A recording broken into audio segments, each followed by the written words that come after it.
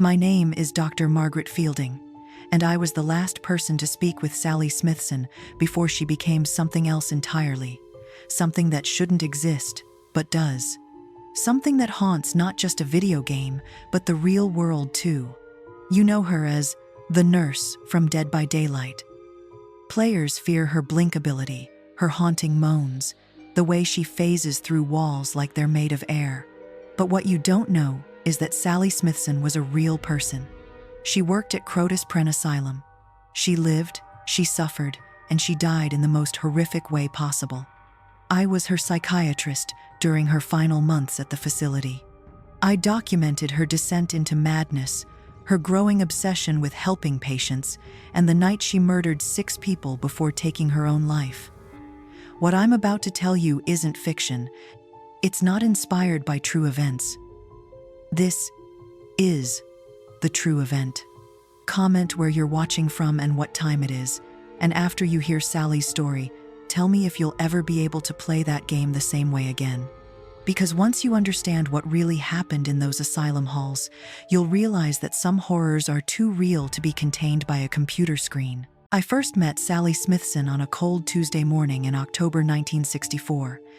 She had been working at Crotus Prenn Asylum for 18 months, and the administration was concerned about her behavior.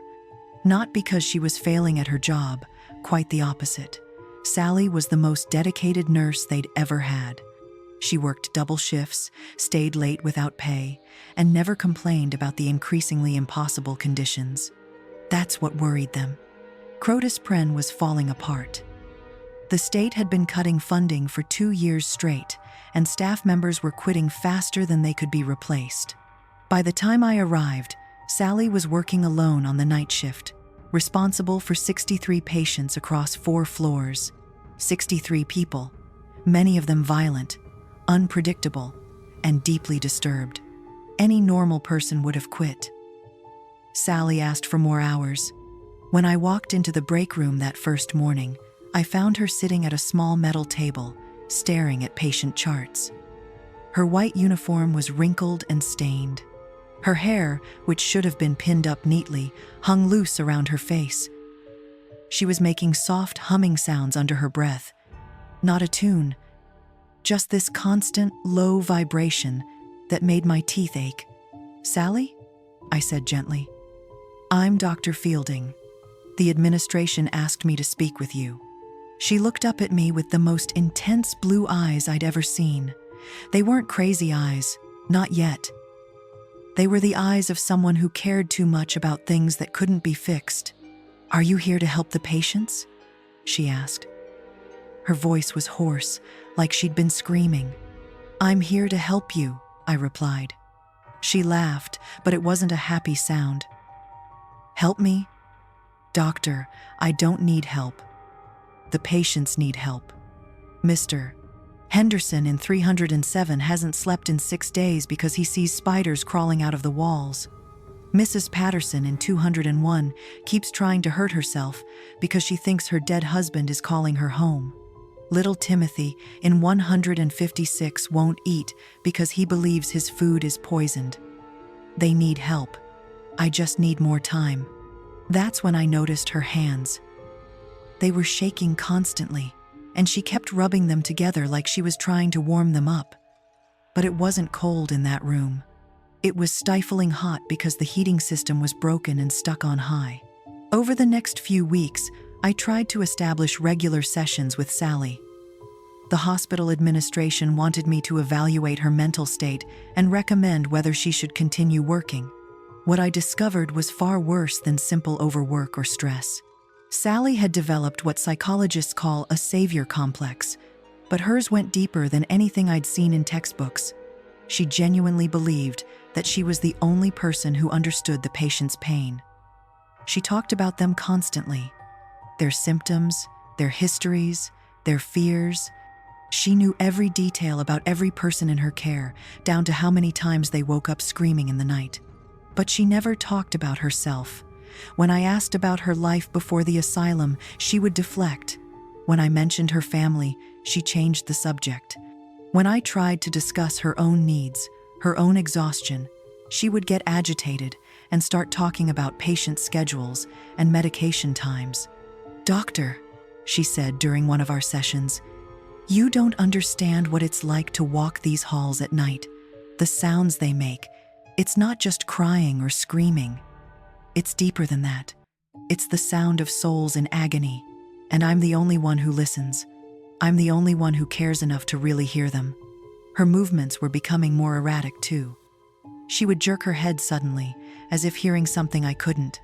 Her walking pattern changed. Instead of smooth, purposeful steps, she began moving in this stuttering, uneven rhythm. She would stop mid-sentence and cock her head to the side, listening to voices that weren't there. The other staff members were starting to avoid her. The day shift nurses would hurry through their reports and leave as quickly as possible. The security guards began doing their rounds in pairs when Sally was working, though they never admitted why. But the patients responded to her differently. They seemed calmer when she was around, more willing to take their medication, less likely to act out violently. It was as if they recognized something in her, a kindred spirit perhaps, someone else who existed on the edge of sanity. I should have recommended her removal from duty immediately. Any competent psychiatrist would have seen the warning signs. But I was fascinated by her case, and I convinced myself that I could help her work through whatever was happening in her mind. That was my first mistake. My second was not taking her seriously when she started talking about permanent solutions to her patients' suffering. By November, Sally's condition had deteriorated dramatically. She had lost at least 20 pounds and looked skeletal in her uniform. Her skin had taken on this grayish pallor that made her look corpse-like under the fluorescent lights. Most disturbing were her eyes. They had developed this vacant, staring quality, as if she was looking through reality into something else entirely. During our sessions, she began describing detailed hallucinations. She claimed to see dark spaces between the walls where suffering patients could find peace. She talked about a place where pain didn't exist, where broken minds could rest without the constant torment of their conditions. "There's another place, doctor," she told me on November 8th, just 4 days before the incident. "I can see it sometimes, especially during the night shifts. It's dark, but not in a scary way. Dark like a blanket, dark like sleep. And there's someone there who understands what we're trying to do here, someone who appreciates the work we're doing." "Who is this someone, Sally?" I asked, trying to keep my voice calm. She leaned forward in her chair, and for a moment, her eyes focused on me with startling clarity. "The entity," she whispered. "It feeds on strong emotions, pain, fear, desperation, but it also feeds on dedication, on love that goes too far. It's been watching me, doctor. It knows how much I care about my patients. It knows I would do anything to help them." I wrote off these hallucinations as symptoms of severe sleep deprivation and psychological breakdown. I prescribed stronger sedatives and recommended immediate leave. But Sally refused to take the medication and wouldn't consider time off. "The patients need me," she insisted, "especially now. They're getting worse, and they sense that help is coming. I can't abandon them when they're so close to finding peace." The getting worse part was unfortunately true. Several patients had become increasingly violent and unpredictable. Mr. Henderson had torn apart his room and was using the broken furniture pieces to scratch symbols into the walls, symbols that looked disturbingly similar to the ones Sally had started doodling during our sessions. Mrs. Patterson had stopped speaking entirely and would only communicate through these low, moaning sounds that seemed to echo Sally's own vocalizations. Most disturbing was Timothy, the young man in room 156. He had begun claiming that the pale lady visited him at night, promising to take away his pain forever. When I asked him to describe this pale lady, his description matched Sally exactly. The gray skin, the unfocused eyes, the jerky movements. But Timothy also described things that Sally couldn't possibly be doing during her rounds. He said the pale lady could walk through walls, that she would appear beside his bed without opening the door. He claimed she whispered to him, in a voice that sounded like wind through broken glass, telling him that suffering was temporary, but peace was eternal. I confronted Sally about these reports during our final session on November 11th. She was in worse shape than I'd ever seen her. Her breathing was labored and wheezy, like her lungs were filled with fluid. Her movements had become so jerky and unnatural that she looked like a marionette being controlled by a drunk puppeteer. "Sally, the patients are reporting nighttime visits that don't match your official rounds. They're describing someone who can phase through walls, who whispers to them about ending their pain. What's happening during your shifts that you're not telling me about?" She stared at me for a long moment, and then she smiled. It was the most terrifying expression I'd ever seen on a human face. Her lips pulled back too far, revealing teeth that seemed sharper than they should be. Her eyes reflected the fluorescent lights like an animal's. "Doctor," she said, and her voice had changed completely. It was deeper, more resonant, with an undertone that seemed to come from somewhere else entirely. "I don't think you understand what's happening here. The boundary between this world and the next is very thin in places like this. Places where so much pain exists, where so many souls cry out for release. I'm not just walking through these halls anymore. I'm existing between spaces, moving through the cracks where reality meets something else." She stood up from her chair, and I swear she didn't move like a normal person.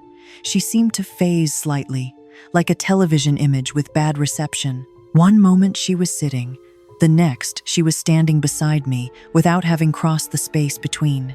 "The entity has shown me what I need to do," she continued, reaching out to touch my shoulder. Her hand felt ice cold, even through my jacket. "These patients don't need medication or therapy or hope for recovery. They need release. They need someone who loves them enough to set them free from bodies that torture them, from minds that betray them every waking moment." I tried to stand up, to back away from her, but found that I couldn't move. It was as if the air around me had become thick, resistant. Sally leaned down until her face was inches from mine, and I could smell something on her breath. Not just the staleness of poor hygiene, but something deeper, something that smelled like decay and ozone, and the metallic scent of fear. "Tomorrow night," she whispered, "I'm going to help them all, every single one. And then I'm going to join them in that dark place where pain doesn't exist." The entity promised me that I could continue my work there, in a realm where I'll have all the time and power I need to care for souls properly. She straightened up and walked to the door with that awful jerky gait. Just before leaving, she turned back to me with that horrible smile. "You should leave, Doctor. Go far away from here tomorrow night, because what I'm about to do, it's going to create ripples. Echoes that will last much longer than you might expect. The entity doesn't just take souls, it transforms them, makes them stronger, makes them capable of reaching between worlds." After she left, I sat in that room for 20 minutes before I could move again. When I finally stood up, I looked down at my shoulder, where she had touched me. There was no mark on my jacket, but the skin underneath felt frozen, numb. It stayed that way for weeks. I should have called the police immediately. I should have had her committed for psychiatric evaluation. Instead, I convinced myself that I was overreacting, that her threats were just the delusions of a severely mentally ill woman. That was the biggest mistake of my professional career. November 12th, 1964. I will never forget that date as long as I live, which, given what I witnessed, might not be much longer. Against every instinct I had, I decided to return to Crotus Prenn that night to check on Sally. I told myself it was professional responsibility, but honestly, I was terrified of what she might do. Her final words to me kept echoing in my mind. "Tomorrow night, I'm going to help them all." I arrived at the asylum around 11 p.m., using my staff key to enter through the back door. The building felt different that night, oppressive, heavy with an atmosphere I'd never experienced before. The usual sounds of the facility, patients talking to themselves, the hum of fluorescent lights, the distant rumble of the heating system, all seemed muffled, as if the air itself was thick and resistant to sound. I made my way to the main office to check Sally's schedule, hoping to find some indication of her mental state or plans. What I found instead was a detailed chart she had created, listing every patient under her care, along with notes about their readiness for transition. Next to each name was a timestamp, ranging from midnight to 3 a.m. My hands shook as I read her observations.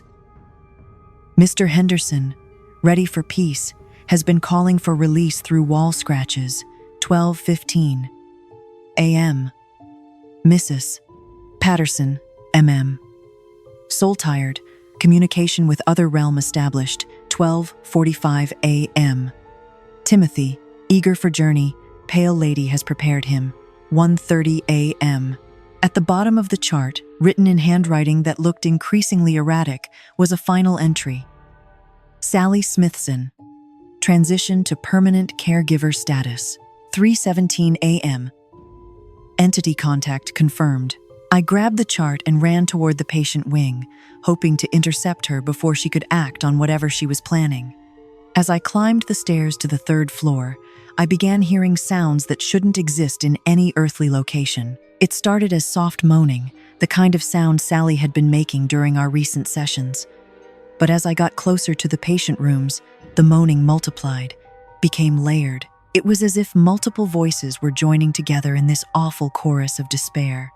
And underneath it all was another sound, a rhythmic tapping, like someone knocking on wood, but coming from inside the walls themselves. I reached the 3rd floor at exactly midnight. The corridor was dimly lit by emergency lighting, casting long shadows that seemed to move independently of any light source. At the far end of the hall, I could see a figure in white moving between rooms with that horrible jerky gait I'd come to associate with Sally's deteriorating condition. But something was wrong with her silhouette. She seemed to flicker occasionally, like a candle flame in wind, and she was moving too quickly, covering distances that should have taken several steps in what appeared to be a single motion. I hid behind a supply cart and watched as she entered Mr. Henderson's room. Through the small window in his door, I could see her approaching his bed. Henderson was awake, sitting up, and rather than showing fear or alarm, he was smiling, actually smiling, as if he'd been waiting for her. I couldn't hear their conversation, but I saw Sally lean over his bed and place something over his face. A pillow, I realized with horror. But Henderson didn't struggle. He lay back willingly, even helpfully, as Sally pressed down. Within minutes, his movements stopped completely. She emerged from his room and immediately looked directly at me, despite the darkness and distance between us. Her eyes reflected the dim emergency lighting like an animal's, and when she smiled at me, I could see that her teeth had become sharp, predatory. "Dr. Fielding," she called out, her voice carrying impossible clearly down the corridor. "I told you to leave, but since you're here, you can witness the beautiful work we're accomplishing tonight." She moved to the next room, Mrs. Patterson's, and the process repeated. The patient welcomed her, cooperated with her own death, seemed almost grateful for it. And with each transition, as Sally called it, the moaning sounds in the walls grew louder, more unified. By the time she reached Timothy's room at 1:30 a.m., I understood that I wasn't just witnessing murder. I was watching something supernatural unfold, something that defied every rational explanation I could construct. Timothy was not only awake when Sally entered his room, he was standing by the window, dressed and ready. As she approached him with the pillow, he spoke loud enough for me to hear. "Will I still be able to see you in the dark place?" he asked. "Always," Sally replied, her voice now carrying harmonics that shouldn't exist in human vocal cords. "I will care for you there just as I've cared for you here. But in that realm, I won't be limited by physical laws. I'll be able to reach you instantly, no matter where you are or what walls stand between us." As Timothy lay down and allowed her to end his life, I saw something that still haunts my dreams. For just a moment, as his breathing stopped, both Sally and Timothy became translucent. I could see through them to the wall behind, and in that transparency, I glimpsed something else. A vast, dark space filled with fog and the outlines of other figures moving in the distance. The entity's realm. It was real, and it was pulling both of them toward it. Sally continued her rounds with mechanical precision, and each death seemed to make her less human and more something else. Her skin became increasingly gray and mottled. Her movements became more unnatural, more like someone puppeting a broken body. And her breathing developed into that constant wheeze that players of Dead by Daylight know so well. By 3 a.m., she had helped all 6 patients on her list. As she prepared for her own transition, I watched her write a final note in her patient log. Sally Smithson, graduation to permanent caregiver complete. Will continue responsibilities in expanded capacity. Physical form no longer required. She lay down on a gurney in the supply room and placed the pillow over her own face. But unlike the patients, she didn't die quietly. As the life left her body, the entire asylum began to shake. The lights flickered violently, and that moaning sound from the walls became a roar that sounded like wind rushing through a vast cavern. And then, in the moment of her death, I saw her again. Not the body on the gurney, but Sally herself, standing beside it. She looked exactly as she would later appear in Dead by Daylight, pale, gaunt, with that horrible broken posture and those vacant eyes. She turned to look at me one final time. "The work continues, Doctor," she said, her voice now purely supernatural. "In that realm, I have patients who need me. Souls trapped in eternal trials, forced to run and hide and suffer over and over again. But I can help them. I can end their pain, just as I ended the pain here." She began to fade, becoming more transparent with each second. But just before she disappeared completely, she added something that chills me to this day. "And sometimes, when the barrier between worlds grows thin, I can still help people in your realm too. People who understand suffering. People who call out to me through their games, their fears, their desperate need for release." Then she was gone, and I was alone with 7 bodies, and the knowledge that I had witnessed something that should not exist. I never reported what I really saw that night. How could I? Who would believe that a woman had somehow transcended death to become a supernatural entity? Instead, I gave the police a version of events that made rational sense. Sally Smithson had suffered a complete psychotic break due to overwork and institutional negligence. She had methodically murdered 6 patients before taking her own life. Case closed. But the case wasn't closed for me. It never would be. I left psychiatry immediately and spent the next several years trying to forget what I'd witnessed. I moved across the country, changed careers, even changed my name. But Sally's final words haunted me. She could still help people in our realm when the barrier grew thin. For decades, I managed to convince myself that what I'd seen was a hallucination brought on by stress and guilt. I built a new life, retired quietly, and thought I'd put the whole nightmare behind me. Then, in 2016, a friend's grandson showed me a video game called Dead by Daylight. When I saw the nurse character for the first time, my blood went cold. It was Sally, exactly as I'd last seen her in that supply room. The same gray, mottled skin, the same broken posture, the same vacant eyes and sharp teeth. Even her movements were identical. That horrible, jerky gait that defied natural human motion. But it was more than just appearance. The character's abilities perfectly matched what Sally had described during our final session. She could blink through walls and solid objects, phase between spaces, appear instantly beside her targets without crossing the distance between. She existed in a dark realm filled with fog, eternally hunting souls who were trapped in repetitive trials of suffering. The game developers claimed they'd created the nurse based on research into historical asylum cases, but they were vague about their specific sources. When I tried to contact Behavior Interactive to ask about their inspiration for the character, I was told that the original research materials were proprietary and couldn't be shared. I might have dismissed it all as coincidence if not for what started happening to players. Over the years, I've collected dozens of reports from Dead by Daylight players who claim to have experienced supernatural encounters after playing as or against the nurse character. Their stories are remarkably consistent and deeply disturbing.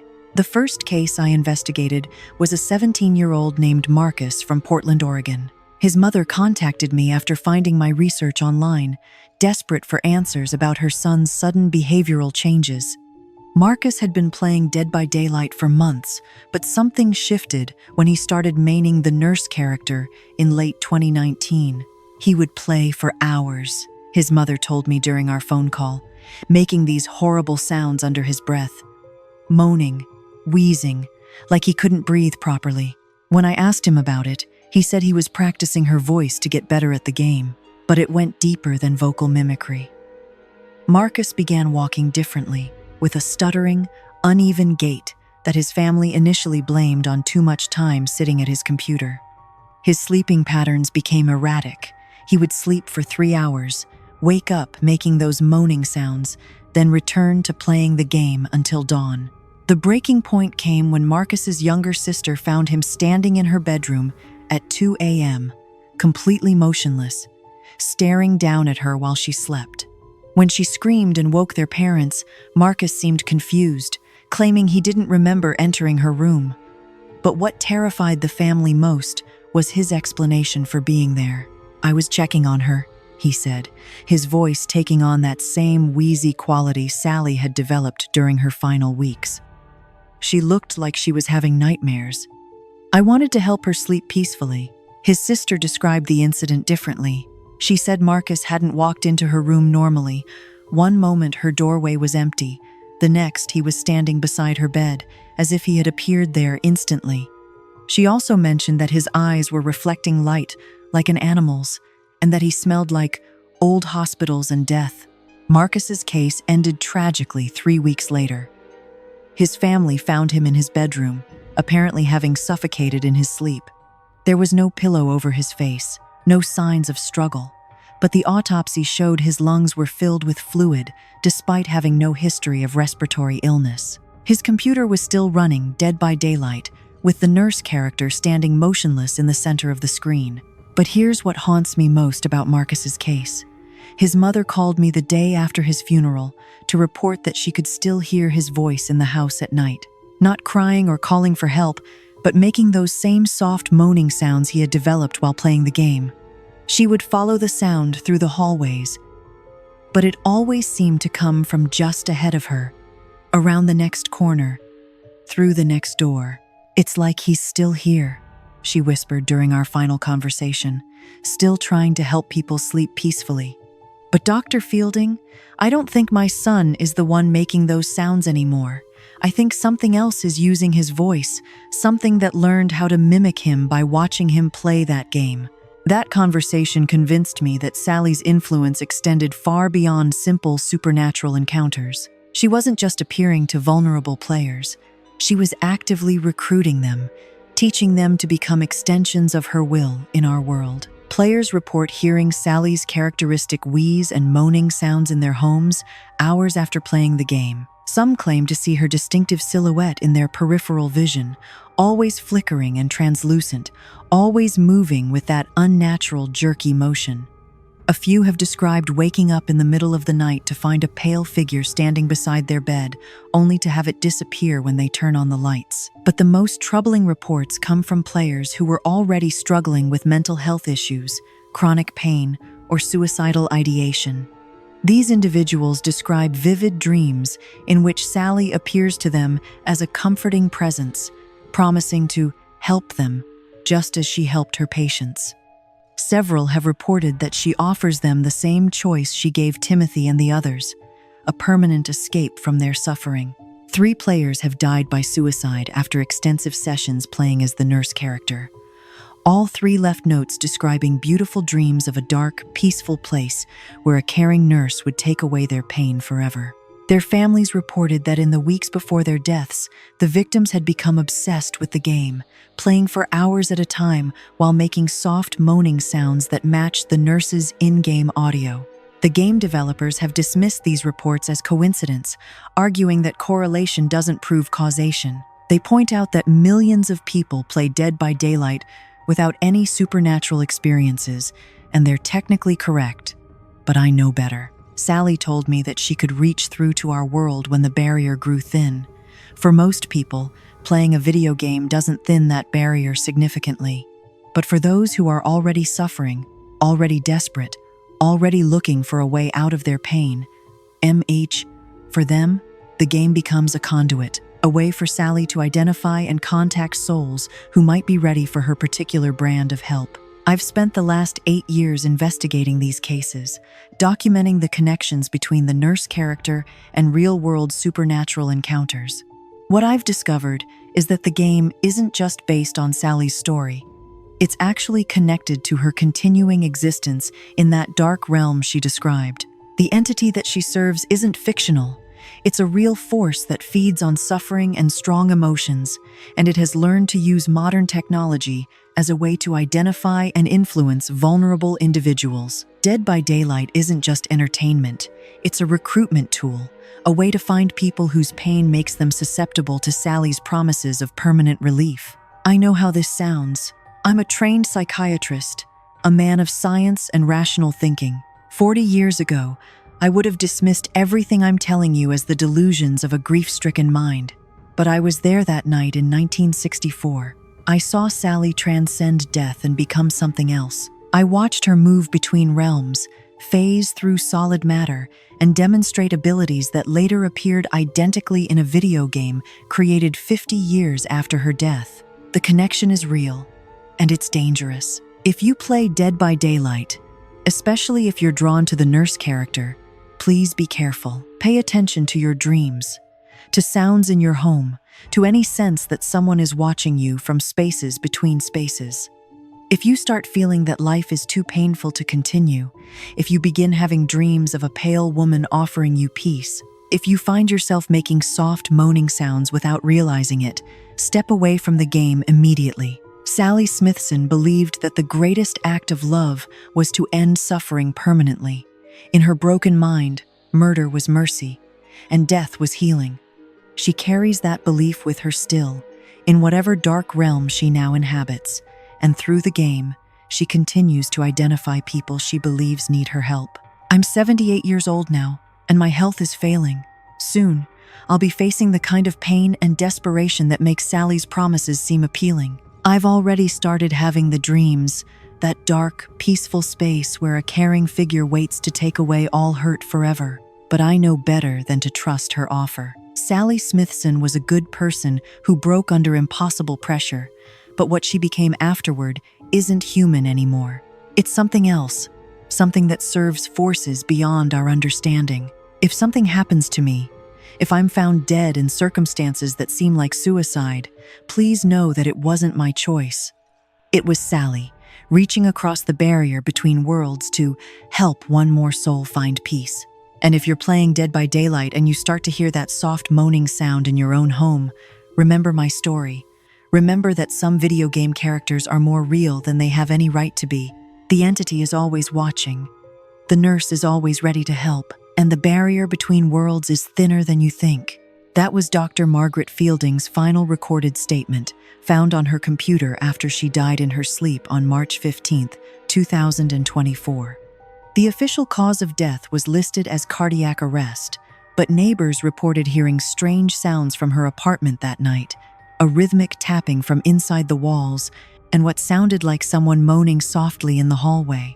Her body was found with a peaceful expression on her face, as if she had finally found the relief she'd been seeking. Since Dr. Fielding's death, reports of supernatural encounters related to the nurse character have tripled. Players describe increasingly vivid dreams, more frequent sightings, and a growing sense that someone is watching them through their screens. The game developers continue to maintain that these are just coincidences, but they recently added a disclaimer to Dead by Daylight's loading screen. This game contains mature themes that may not be suitable for all players. If you experience persistent nightmares or unusual auditory phenomena after playing, please discontinue use immediately. So tell me, after hearing Sally's real story, will you ever be able to look at the nurse the same way again? And more importantly, if you play Dead by Daylight tonight and hear soft moaning sounds in your room afterward, will you remember Dr. Fielding's warning? The choice is yours, but remember, some choices can't be undone. Comment below and let me know. Have you ever experienced anything unusual after playing as the nurse? Your story might be the next one I investigate. Sweet dreams.